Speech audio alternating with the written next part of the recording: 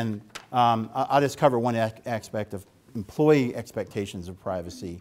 Don't be putting pictures of your employees that are embarrassing to them up on your Facebook page. You may have a legal right to do that. You may not, but get permission. And our law firm tries to use social media, and we put some pictures up, and we always make sure we vet the pictures with the people who are on them. But I don't want to spend much time on that. I want to talk about the expectations of the confidentiality of the employees' use. I mean, let me give you an example. All right, you have a sales manager who has a contract with you that says your customer lists are protected property, and that he won't go out and solicit your customers 2 years after he leaves your business. He leaves your company, joins a competitor, and what's the first thing he does? He updates his LinkedIn, and he says, I now work for Joe Competitor. Has he violated the contract? Potentially. And this is where the law has not caught up. Some people will say if he simply updated his LinkedIn to say, I have joined Joe Competitor, that might be okay.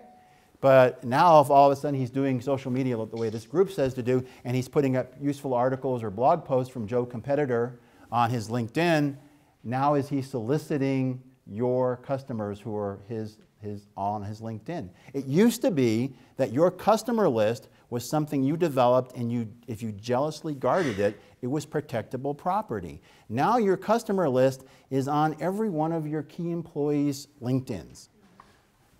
Yeah. Here it goes. Coming back. Bad throw, sorry.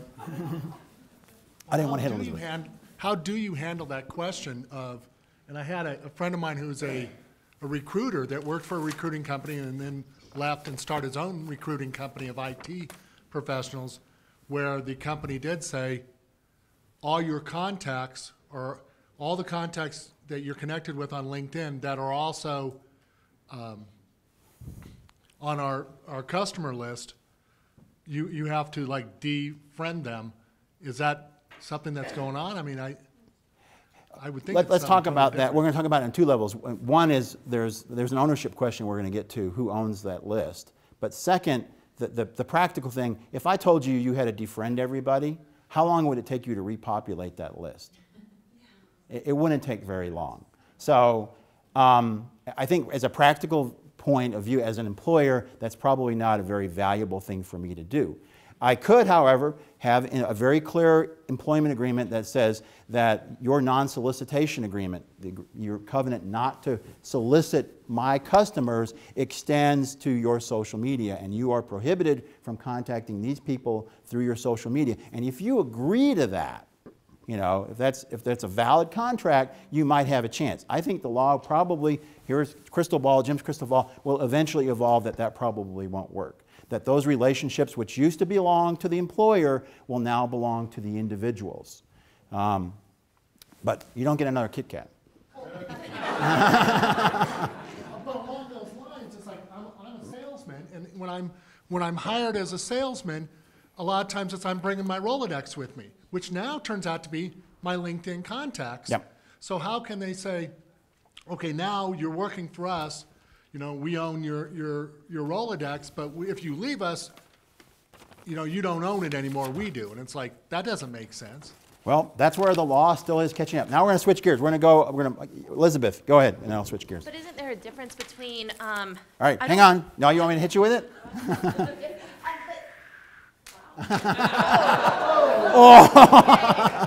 he gets to make a comment next. But it seems like there's a difference between passively contacting them through LinkedIn, where you just post, I have a new job, and actually emailing them through LinkedIn and saying, hey, I want to, you know, I got this new job, you should come with us because we're only $9.99 and the other person's $10.99. Yep. So it seems like there would be a difference depending on how you contact I them. absolutely agree with you, and that if direct solicitation is going to be a problem, but I think if I'm the employer, I worry about the indirect solicitation too. So if I want to stop that, the law will probably say the direct solicitation is what's covered. I need to make the contract clear that the indirect solicitation, the posting of stuff intentionally, I mean, if you know, the guy's smart. He's putting up stuff so that his former customers will see it and now go to Joe Competitor. And so make it clear in your contract what the expectations are. And he could say, no, I'm not going to agree to that. And that might become the norm, that as we're talking about who owns these relationships. And there are a couple of great cases now. So we're now going into the ownership of these accounts. The LinkedIn case that came up was actually an M&A situation, and that's my primary practice, buying and selling companies. This woman, she sold her company, and not long after she sold her company, the new buyer fired her and the rest of the management staff. And they said, oh, and by the way, you need to give us the password to your LinkedIn account because we bought that when we bought your company. Her personal LinkedIn account. And so now there's a lawsuit going on about that. Same thing happens with employer-employee relationships. There is a case that's working through the courts right now involving Twitter with a company called PhoneDog. I don't know if any of y'all heard about the PhoneDog case, where the key employee built up this, it was his job. He was working for the company. He built up a Twitter follower base with 17,000 people on it. A pretty active Twitter user. And they are now asking him for $2.50 for every one of the Twitter followers that he took with them when they fired him. And so there's a fight on who owns that relationship. But he was specifically employed to do that. He was, but the Twitter account was his account. It was, his name is Noah Kravitz. It was Noah at PhoneDog or something like that. And these are the issues. This is why this is in the court. And I guess the reason I'm here, believe it or not, is to keep you from being in court. You do not want to be PhoneDog suing Noah Kravitz. You do not want to be Noah Kravitz being sued by PhoneDog. You want to make sure this is clear. Eric. Well, in that case, though, isn't as his account has PhoneDog in the name. In the name. So he changed the name. Oh, okay. Okay. No longer has PhoneDog in it. But can people still follow? Because I don't know Twitter. People can still follow him. Okay. Yeah. No, I followed him right after that. He had a great tweet that says, it won't cost me anything if you follow me now. All right, wait, let's go back here to the corner. You already got one. You intercepted Elizabeth. Okay. Okay. Exactly. Well, he's got the mic in his hand. I'm going to hit him with My one. question, Jim, is around non-compete clauses. Okay. And do the contact lists fall under that? And if so, isn't it true that most non-compete clauses, at least in the securities industry, do not hold up in court? It's not an industry issue. Let's talk there, without getting too nerdy about it, there are a couple different issues. One is the customer list, which is a trade secret. We have a trade secret issue, even if you don't have a non-compete with someone. Then there's also what we call non-solicitation agreements, which is you won't go after the people you know because of our relationship, which would be my employees, my customers. You can open up shop across the street and you can compete for new business, not the existing stuff, and then a covenant not to compete, which is you're not in this business, period, sit on your butt for 2 years or do something completely different. And the law in Colorado is fairly protective of employees, not as much so in other states, but I actually think it's a fairly reasonable, it's a balancing act. What's the reasonable needs of the employer versus the employee in a non-compete solicitation situation, not specifically a non-solicitation trade or trade secret protecting of customer list thing. So the point is, let's be clear about what your expectations are. If you're an employee, what does your employer expect of you? If you're an employer, what do you expect of your employee? Yes, sir. I think this speaks to an important strategic decision you have to make as a social media marketing organization. Scott Monty does a lot of the social media for Ford Motor Company. If Scott ever gets a new job, he's going to take a lot of the equity that's been built up because he's been marketing himself as Scott Monty. Mm-hmm. Because we talk about you wanted to personalize it, you want to have pictures of the people who are tweeting, but if they leave, then what happens? So, I mean, this might be a way to think about how you handle that in terms of, is it the brand tweeting or is it a person tweeting? Mm-hmm. What? Yes, ma'am. Patty.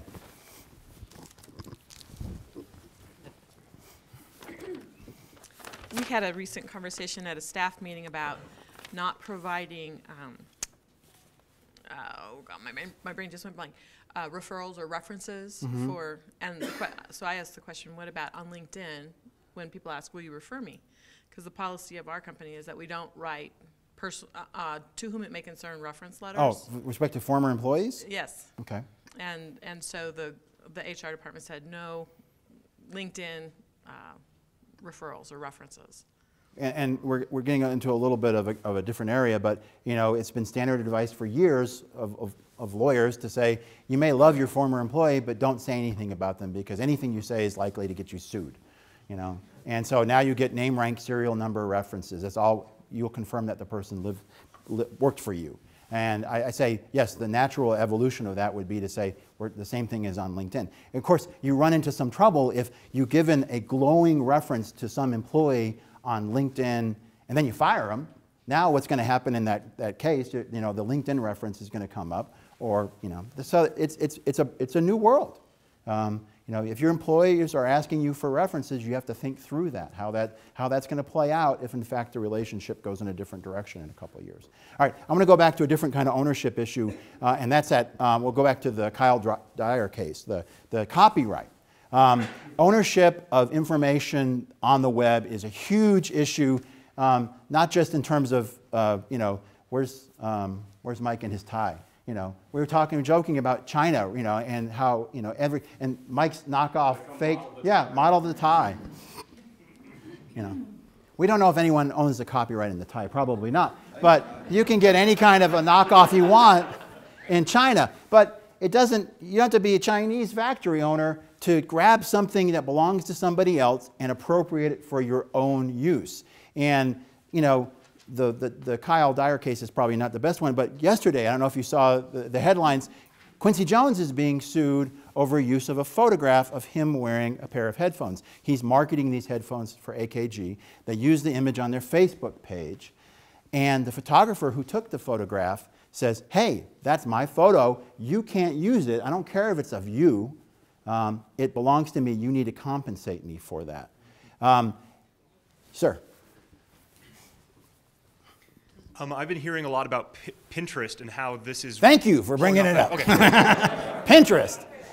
That's actually where I was going to go. I think Pinterest is a copyright lawyer's dream, because the first thing Pinterest invites you to do, and I just set up my account this week, I'm going like, what the hell is this? Everyone's talking about it. How do I going to use it in my business? The first thing they invite you to do is to grab any image you want off the web and pin it up on your board. Well, if you're doing that because these are things you like, this is probably not a problem. If you're doing it because I'm trying to sell headphones and there's a nice image of me wearing a pair of headphones that I'm trying to sell, I'm going to take it from that photographer's site and I'm going to put it up on my Pinterest. I now have violated that photographer's rights in that piece of property. So, you know, I've made this point before. It doesn't have to have the circle in the C on it on the web. You should assume everything you see out there belongs to somebody, and if you're going to use it in business, if you're going to use it to try to make money, you need to be very careful about that. Well, isn't there, with the whole concept of this, what I've been hearing about social media, the whole idea is that you're going in with, I'm just socializing with you, I just happen to have a picture of my product or something on one of my sites or Twitter or Facebook, and if you just happen in our conversation to want to purchase my product, I'm just there socializing, and I mean, from what I understand, that's the whole process for doing social marketing and how you do your marketing through the social media. So I'm seeing, doesn't that present some pretty gray areas? Well, I think the reason we're having this conversation is it's loaded with gray areas. But there are, I'm a pretty active user, and one of the things I used to do on paper. I used to send people articles, actual clippings of things. Now I do it on my Facebook page, on my LinkedIn, on my blog. Here's an article. This is interesting to you as a business owner because of XYZ. I don't just put it up there because that's not saying anything about me. I want to say why I think this is important to you to read this. And if you do, then you will remember me maybe. That's what I'm trying to do. I have not violated anyone's copyright by doing that. If, however, I grabbed an image that Dale took of me here today, and I put it up on my blog, you know, to show how beautiful I am, I would need to compensate Dale for that. Yeah. Again, having been a photographer in the past, I do a lot of blogging on restaurants. And I may get the owner's permission to use a photograph. That doesn't mean that I have the photographer's permission to use that photograph. Absolutely. And I guess the best place to take this is that if you're creating content for yourself, you're probably in the safest place. Other than this whole privacy thing, you're taking pictures of someone else in a private situation. That's the safest thing to do. If you are using someone else's content specifically to promote you and not to share it in a way of commentary or education, then you need to get their permission. What we're talking about here, without mentioning it, there's a thing called the fair use defense on copyright. And I want to stress that word defense. That means you have been sued. That means you are paying me to defend you. You're paying Elizabeth to defend you. We love that work. We really want that work. But you really need to be focused on your business. You don't need to be defending yourself with a fair use defense.